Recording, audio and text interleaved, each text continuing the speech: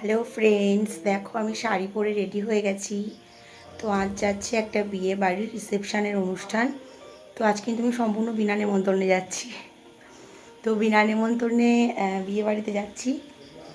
তোমাদের সঙ্গে সবটা শেয়ার করে চলো দেখা যাক। রিসেপশন পার্টিটা কিন্তু হচ্ছে আমার বাবার বাড়ির পাশের একটা গ্রামে। আমি কিন্তু সত্যিই আজকে বিনা নেমন্তন্নে এখানে খেতে যাচ্ছি। তো চলো রাত্রে আজকে কি কি খেতে দেয় ওখানে দেখি। বাইরে কিন্তু ভালোই বৃষ্টি হচ্ছে, আমি ছাতা নিয়ে বেরিয়ে পড়েছি। তো ওই হাঁটা পথে চলে এলাম, দেখো এসেও গেছি এখানে। তো এই হচ্ছে গেটের মুখ ওদের। আর এখানটাতে থেকে ওই যে লাইট জ্বলা জায়গাটা দেখছো ওটা হচ্ছে ওদের বাড়ি।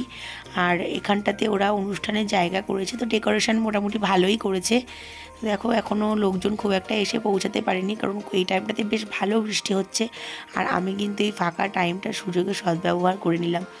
তো ওখানে দেখো যে কোণে আর কি সে আছে, তো আমার তাতে কি যায় আসে, আমি একটুখানি দেখেই বেরিয়ে গেলাম মেন কোর্সের দিকে।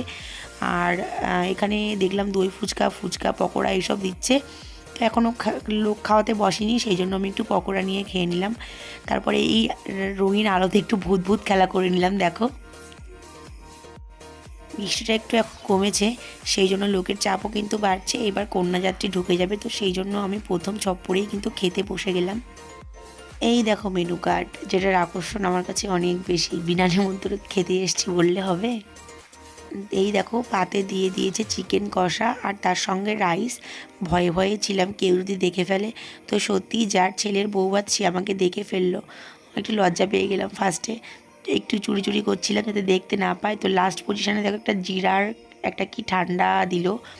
তো এখানে দেখো কন্যাযাত্রী চলে এসছে, আমার খাওয়াও কমপ্লিট। আমি এবার বেরোবো, মোটামুটি ভালোই ভিড় হয়ে গেছে।